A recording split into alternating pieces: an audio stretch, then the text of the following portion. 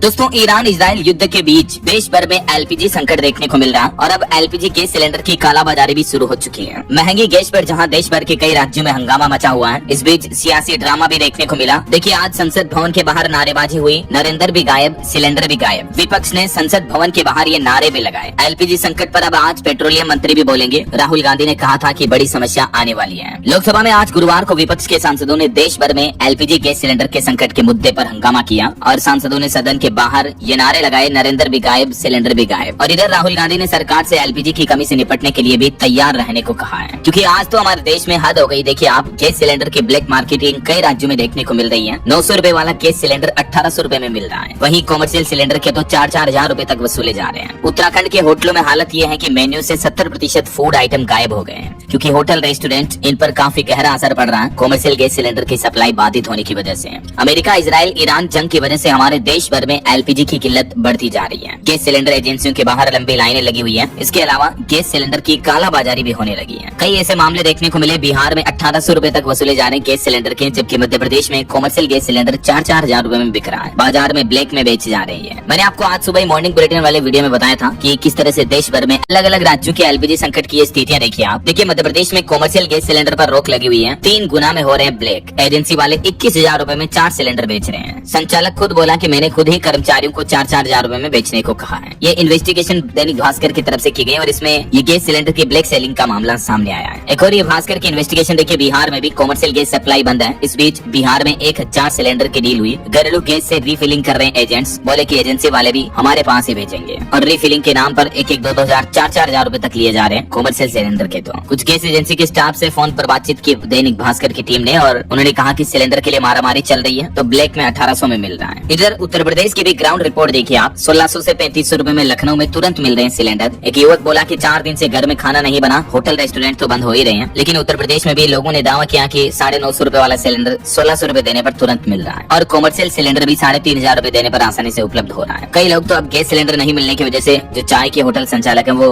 मिट्टी की भट्टी बना रहे हैं ताकि लकड़ी से चूल्हा जलाया जा सके। और ये देख सकते हैं आप, कई और रेस्टोरेंट मालिक भी लकड़ियों से खाना बनाने को मजबूर हो चुके हैं। तो देश भर में चल रहे एलपीजी गैस सिलेंडर के कुछ और स्थितियां देखिए आप। पंजाब में भी गैस सिलेंडर पर संकट छाया हुआ, बुकिंग बंद है। अमृतसर में तो एजेंसी भी बंद हुई। लुधियाना, जालंधर में भी लंबी लाइनें लगी हुई है। चंडीगढ़ में गैस एजेंसी को ताला लगाया। राजस्थान राज्य में भी ऐसा ही गैस संकट देखने को मिल रहा है। 150 रिसोर्ट बंद करने की तैयारी कर रही है सरकार। सड़क पर बैठकर चूल्हे पर रोटियां बनाई लोगों ने विरोध में। कोयला और लकड़ी की दुकानों पर भीड़ देखने को मिल रही है। गैस एजेंसियों के बाहर भी लंबी लाइनें लगी हुई है और कई जगहों पर विपक्षी कांग्रेस कार्यकर्ताओं ने बीजेपी सरकार के खिलाफ विरोध प्रदर्शन भी किया। उत्तराखंड राज्य में गैस संकट के हालात देखिए। मुख्यमंत्री पुष्कर सिंह धामी ने इमरजेंसी टीम तैनात की। होटल और ढाबों के मेन्यू से 70% फूड आइटम गायब नजर आ रहे हैं। इंडक्शन और कोयले पर टिकने लगी अब रसोई। हरियाणा में भी देखिए, एलपीजी सिलेंडर न मिलने पर एक महिला रो पड़ी। बोले कि 2 छोटे बच्चे हैं, 1 सप्ताह से गुरुद्वारे में खाना खा रहे हैं। हिसार में एजेंसी बंद करके संचालक भाग गया। तो ये बड़ी वाकई में चिंता की बात है कि कई राज्यों में जो कॉमर्शियल गैस सिलेंडर की सप्लाई बंद है और घरेलू गैस सिलेंडर मिलने में भी काफी समस्या हो रही है। तो इस बीच सरकार को कुछ उचित कदम उठाने चाहिए। हालांकि केंद्र सरकार ने 4 कैटेगरी बनाई है और कुछ पाबंदियां भी लगाई है। पहली कैटेगरी में पूरी सप्लाई हो रही है। सरकार का कहना है कि घरों की रसोई गैस सिलेंडर के लिए। दूसरी कैटेगरी खाद वगैरह कारखानों के लिए 70%, फैक्ट्रियों को, कल कारखानों को गैस दी जा रही है। और तीसरी और चौथी कैटेगरी में 80% छोटे बिजनेस व्यापारियों को गैस की सप्लाई की जा रही है। ऐसा राजधानी दिल्ली में भी एलपीजी संकट की ये तस्वीरें देखिए आप। कमर्शियल सिलेंडर की किल्लत, गैस एजेंसियों पर लंबी कतारें लगी, होटल कारोबारी चिंता में है। हरियाणा में भी कमर्शियल गैस पर ब्रेक लगा तो होटल ढाबों से लेकर उद्योगों तक कामकाज पर असर दिख रहा है। घरेलू गैस पर भी 25 दिन का गैप वाला नियम लागू हो चुका है। पंजाब में भी शादियों के सीजन में गैस संकट पर 10,000 शादियां अटकी हुई हैं। उन शादियों की रसोई का भोजन बनाने में दिक्कत आ रही है। इस बीच पंजाब की भगवंत मान सरकार ने कालाबाजारी पर सख्त कार्रवाई करने के आदेश भी दिए हैं। वहीं ईरान इजराइल जंग से जुड़ी कुछ और बड़ी खबरें देखिए आप। ये तो एलपीजी संकट से जुड़े अपडेट रहे। आज एक बड़ी खबर देखने को मिली। हिजबुल्लाह ने इजराइल पर 150 मिसाइलें दागी हैं। 24 घंटे में 179 लोग घायल हो गए और रिपोर्ट में ये भी बताया जा रहा है कि अमेरिका पर भी अब ईरान हमला कर सकता है। ये भी खतरा मंडराया हुआ है। हालांकि हमारे भारत में तेल संकट के बीच आज एक अच्छी खबर ये देखने को मिली। मीडिया रिपोर्ट्स में दावा किया जा रहा है कि भारतीय शिप हॉर्मुज स्ट्रेट रूट से गुजर सकेंगे, जो कि ईरान ने अन्य देशों के लिए बंद कर रखा है। तो भारत और ईरान के बीच बातचीत हुई, उसके बाद ईरान ने मंजूरी दे दी है। वहीं आज फारस की खाड़ी में एक अमेरिकी जहाज पर भी हमला देखने को मिला, जिसमें एक भारतीय की भी मौत हो गई। और अच्छी खबर ये देखने को मिली कि ईरान में तनाव के बीच हॉर्मुज पार करके मुंबई लौटा एक तेल टैंकर भी है। भारतीय कैप्टन के हाथ में इसकी कमान थी और इसका एक वीडियो फुटेज भी सामने आना देख सकते हैं आप। खबर आ रही कि हॉर्मुज से अब भारतीय तेलों के टैंकर गुजर पाएंगे, क्योंकि हमारे भारत के विदेश मंत्री डॉक्टर एस जयशंकर और ईरान के विदेश मंत्री आरागची के बीच बातचीत हुई। उसके बाद दोनों देशों ने बीच का रास्ता निकाला और भारत को ये बड़ी राहत मिली है। स्ट्रेट ऑफ हॉर्मुज में ईरान, इजराइल, अमेरिका युद्ध के बीच भारतीय जहाजों को सुरक्षित रास्ता मिलेगा। तो अच्छी बात यह है कि इससे भारत में तेल संकट कम देखने को मिलेगा, है ना। और ऐसे में एलपीजी की कमी के बीच एक बड़ा सवाल ये है कि क्या गैस सिलेंडर या जो इलेक्ट्रिक इंडक्शन आता है, दोनों में से किस पर खाना बनाना आपको सस्ता पड़ेगा। तो मोटा मोटी कैलकुलेशन के मुताबिक दोस्तों, ये जो इलेक्ट्रिक इंडक्शन चूल्हा आते हैं, इनको अगर आप जैसे रोजाना 2 घंटे इस्तेमाल करते हो तो 3 से 4 यूनिट बिजली खपत करते हैं ये। और उस हिसाब से मंथली एवरेज देखा जाए तो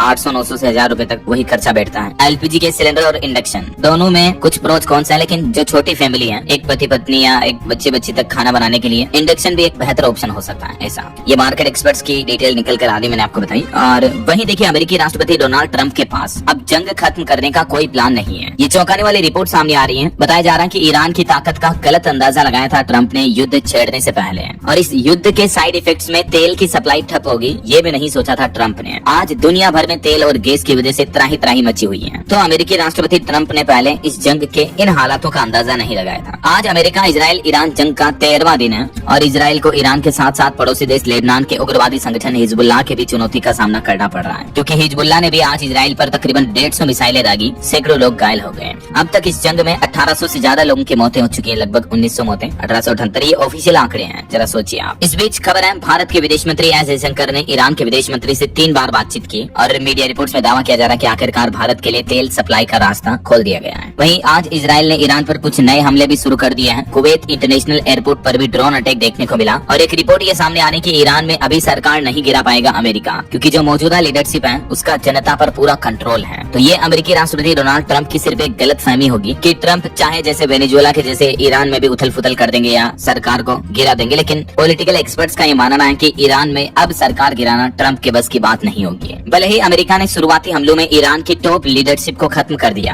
खामेनेई समेत ईरान में कई बड़े दिग्गज नेता मारे गए, लेकिन फिर भी ईरान, जरा सोचिए आप, जंग लड़ रहा है। सारे लीडर खत्म हो चुके हैं ईरान के, उसके बावजूद भी, क्योंकि ईरान ने अपनी पूरी ताकत को 7 टुकड़ों में बांट रखा है। हर पद के लिए 4 उत्तराधिकारी पहले से ही तय है। अगर किसी की मौत हो जाती है तो हर एक पद पर उत्तराधिकारी तुरंत नियुक्त किया जाएगा। कुल मिलाकर ईरान हार मानने के मूड में तो बिल्कुल भी नहीं है और उधर ट्रंप भी रुकने का नाम नहीं ले रहे हैं। और अब तो इस जंग में इनडायरेक्टली चाइना, रशिया वगैरह ये भी शामिल हो चुके हैं। तो कहीं न कहीं इन जंग के हालातों को देखकर एक्सपर्ट्स भी इस बात की चिंता जता रहे हैं कि दुनिया में एक बार फिर से वर्ल्ड वार छिड़ सकती है, यानी विश्व युद्ध हो सकता है, तीसरा विश्व युद्ध। और अगर ऐसा हुआ तो पूरी दुनिया तबाह हो जाएगी, लाखों नहीं बल्कि करोड़ों अरबों लोग मारे जाएंगे, क्योंकि इंसान आज प्रकृति से, भगवान से भी अपने आप को ताकतवर समझने लगा है, इसलिए खुद आपस में लड़ कर मरने लगे हैं। खैर, हम सब की प्रार्थना यही है कि ईश्वर इन सभी देशों को सद्बुद्धि दे और कभी विश्व युद्ध जैसी नौबत ना आए, वरना परमाणु हमले हुए तो पूरी धरती तबाह हो जाएगी। तो ईश्वर प्रकृति सभी को बचाए, सद्बुद्धि दे। बाकी आपकी क्या राय और विचार है इन जंगी हालातों पर? आपकी राय विचार कमेंट